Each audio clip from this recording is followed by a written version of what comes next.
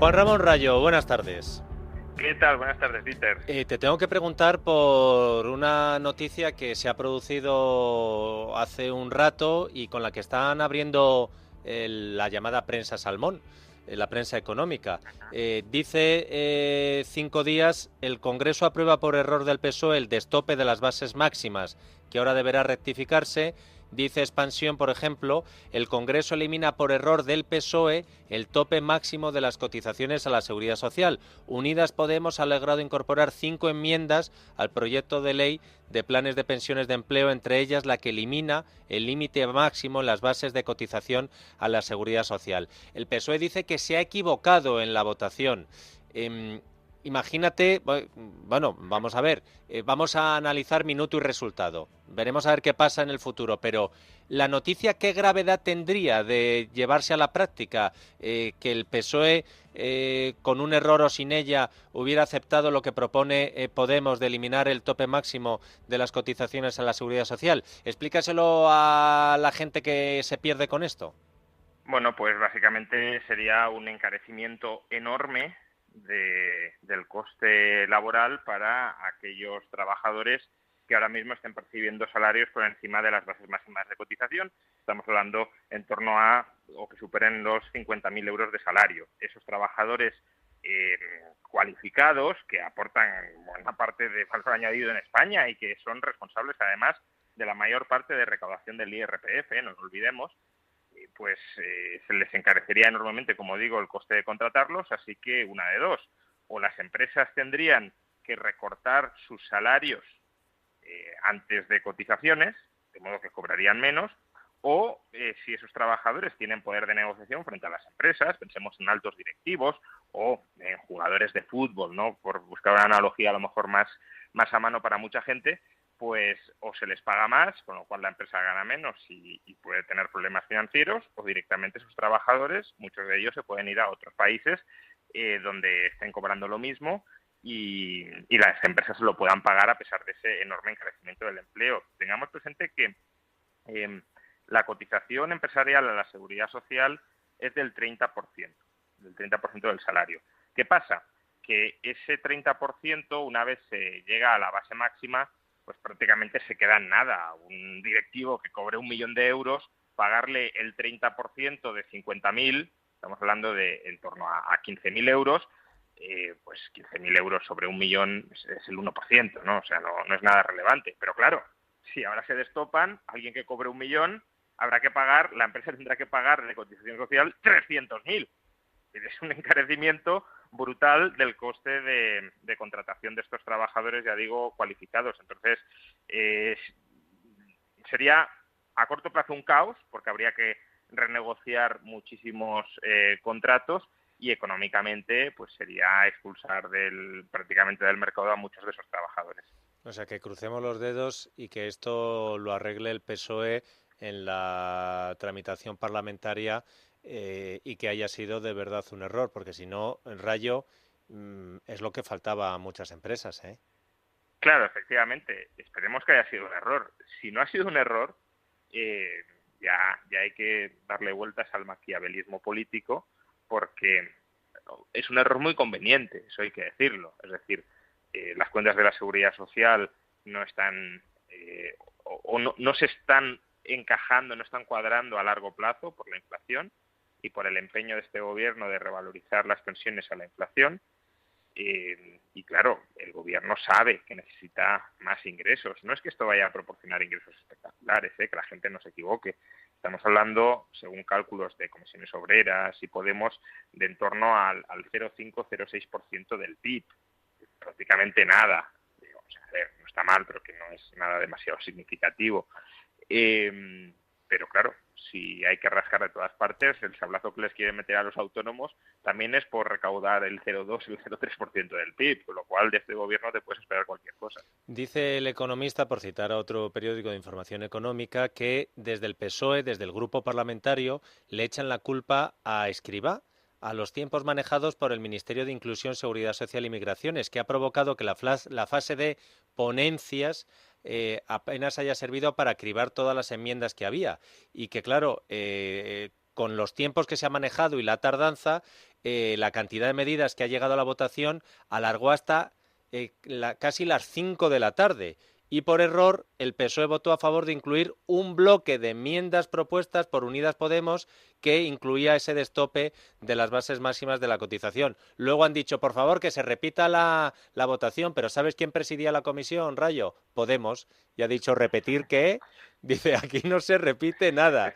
Y entonces dice el economista, fuentes parlamentarias del PSOE, de la propia formación morada, criticaban que a la votación han llegado enmiendas transaccionales totalmente contradictorias, que se han aceptado por falta de tiempo y de trabajo previo de la cartera de José Luis Escrivá. Además, llaman a no poner el foco sobre los diputados socialistas y apuntan directamente al ministerio. Así que esperemos que cuando tengan tiempo de saber lo que votan, la cosa Básicamente. se Bueno, esto también pone de manifiesto el tipo de leyes que se aprueban en este país. Es decir, el legislador vota sin saber muy bien qué está votando porque ni se lo leen, ni se lo estudian, ni piensan las consecuencias. Incluso esto, que es algo muy flagrante, muy tosco incluso, pues se les puede colar y ni se enteran. Imaginemos detallitos más pequeños, letra pequeña, que a lo mejor son privilegios importantes para alguna persona concreta, pero que lo han colado así de refilón y pasa desapercibido, o si no pasa desapercibido no dicen nada y pasa desapercibido para los demás. Bueno, antes de preguntarte por la siguiente cuestión, te tengo que advertir. Por decir lo que piensa, el gobernador del Banco de España ha recibido hoy palos de la vicepresidenta y ministra de Trabajo, Yolanda Díaz. Así que tú verás lo que haces, porque si no ha tenido miramientos con el gobernador del Banco de España, imagínate contigo, Rayo.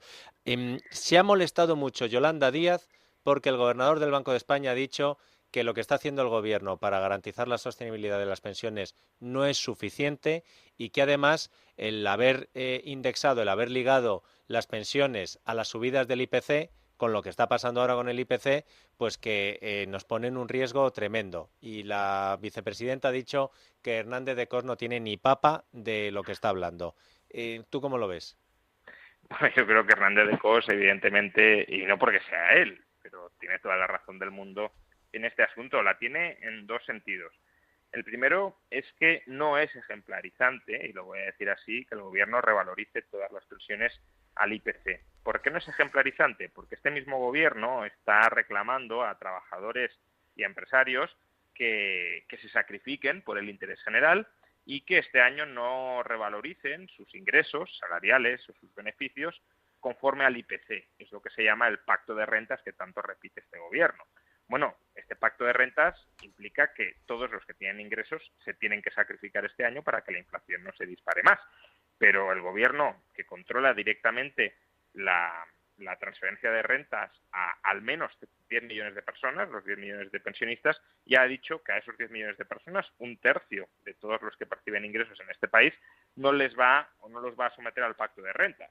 Con lo cual, otros trabajadores, otros empresarios pueden decir perfectamente, bueno, y si este grupo social tan amplio, los pensionistas, no se somete al pacto de rentas, es decir, aumentan sus pensiones, pero no necesariamente al 8 o al 9% que puede llegar a aumentar la inflación, sino a lo mejor al 3, al 4, pues ¿por qué lo tenemos que hacer nosotros? Y además los pensionistas de manera indiscriminada, porque uno podría decir, bueno, y las pensiones muy bajas, bueno, pues a lo mejor para las pensiones muy bajas puede tener sentido revalorizar al IPC, pero las pensiones altas, porque un mileurista tiene que someterse al pacto de rentas y ver cómo su salario real se reduce, y un pensionista que cobra una pensión de 2.000 se le tiene que revalorizar la pensión conforme al IPC. Entonces, yo creo que aquí hay una incoherencia discursiva muy clara. No puedes pedir a los trabajadores y a los empresarios que hagan un esfuerzo, un sacrificio que tú no estás haciendo para un colectivo amplísimo de la población, 10 millones de personas. Y luego, desde un punto de vista financiero, la seguridad social, como las administraciones públicas, son ingresos y gastos. Entonces, los gastos te están aumentando al IPC, al 8, al 9%. Los ingresos, si los trabajadores siguen el pacto de rentas famoso del gobierno, te van a aumentar por debajo del IPC, porque eso es el pacto de rentas, que los salarios no crezcan conforme al IPC, sino menos. Entonces, si los ingresos te están creciendo menos que el IPC, es verdad que pueden aumentar por otras vías, ¿no? Si aumenta el número de ocupados y afiliados, pero si en principio los ingresos están aumentando al IPC y los ingresos por debajo del IPC y los gastos al IPC, pues se está abriendo una brecha. Entonces, esto es algo elemental. Este gobierno confía en que la inflación vaya a durar este año y bueno, pues tendremos un gasto extraordinario muy importante en la seguridad social, pero esto terminará ahí. Pero es que si la inflación no dura solo un año, sino 2, 3, 4 o 10, como hay algunos, el gobernador del Banco de Inglaterra que augura una inflación anormalmente más alta durante la próxima década, pues esta brecha cada vez es mayor y la seguridad social se vuelve aún más insostenible de lo que ya era.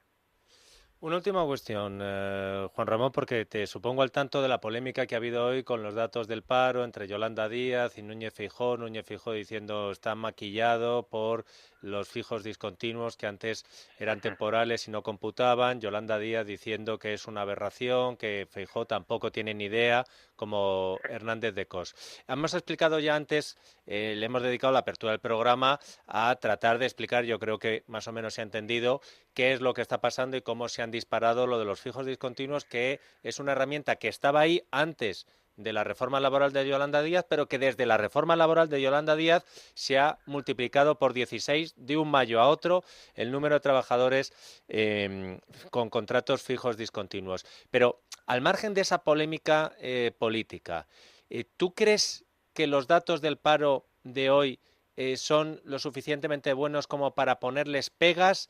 Que hay que leer la letra pequeña, que no hay que celebrar nada ni en Canaletas, ni en Neptuno, ni en Cibeles. ¿Cómo lo ves tú? A ver, yo haría dos comentarios generales sobre los datos que hemos conocido hoy y bueno, los que hemos venido conociendo durante los últimos meses. En términos generales, son buenos datos de empleo. ¿Por qué son buenos datos de empleo? Pues porque la economía española, cuando crece, crea empleo, no de ahora, sino desde hace 30 años. Y la economía española está creciendo, rebotando, como lo queramos llamar, pero está creciendo a tasas que el año pasado fueron del 5%, y esas tasas se crea muchísimo empleo. La cuestión que habría que plantearse es hasta qué punto ese crecimiento que está permitiendo crear este empleo es sostenible en el tiempo con las altas tasas de inflación que tenemos.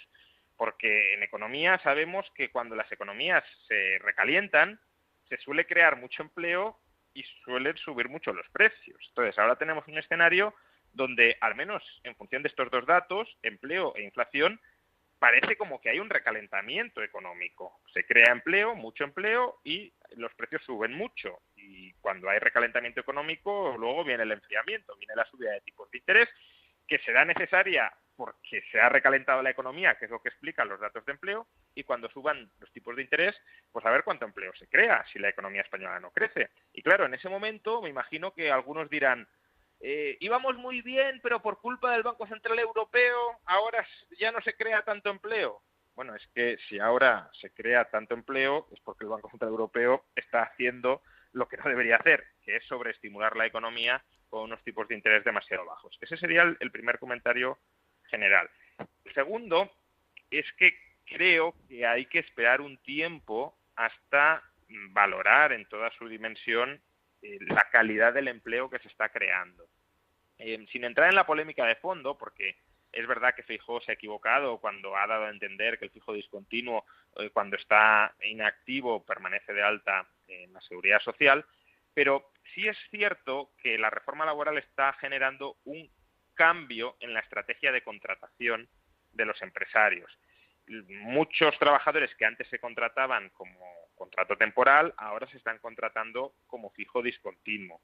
Y eso no significa que estén trabajando muchas horas. A lo mejor trabajan pocas horas, solo que bajo la cobertura, que ya hemos dicho en otros momentos que es preferible, de esa relación fijo discontinua. Pero es que también, como estáis publicando en Libre Mercado, hay trabajadores con contrato indefinido y a tiempo completo, no fijos discontinuos, que han firmado más de un contrato indefinido a lo largo del mes.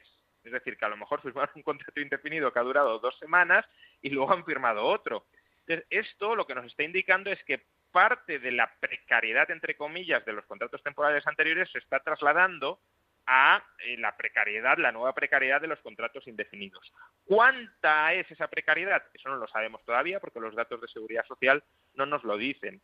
Para eso será mejor esperar a la EPA, porque la EPA sí nos dirá número de horas trabajadas, sí nos dirá puestos de trabajo equivalentes a tiempo completo, y ahí podremos ver si de verdad hay un salto muy importante en la cantidad de, ya no contratos, sino empleos indefinidos, es decir, puestos de trabajo que se mantienen en el tiempo y que no están interrumpiéndose, o que contrato a uno y lo despido y contrato a otro, o si se han consolidado estos empleos indefinidos y, por tanto, los contratos indefinidos reflejan la realidad económica. La alternativa, claro, es que estemos en una situación de rotación muy alta de las plantillas, pero que esa rotación ahora se articule, porque la reforma laboral no deja otra vía, se articule con la figura de los contratos indefinidos o fijos discontinuos indefinidos, y ya no tanto con contratos temporales. Juan Ramón Rayo, profesor de la Universidad Francisco Marroquín, muchas gracias por tu ayuda, como siempre. Muchas gracias, hasta la semana que viene.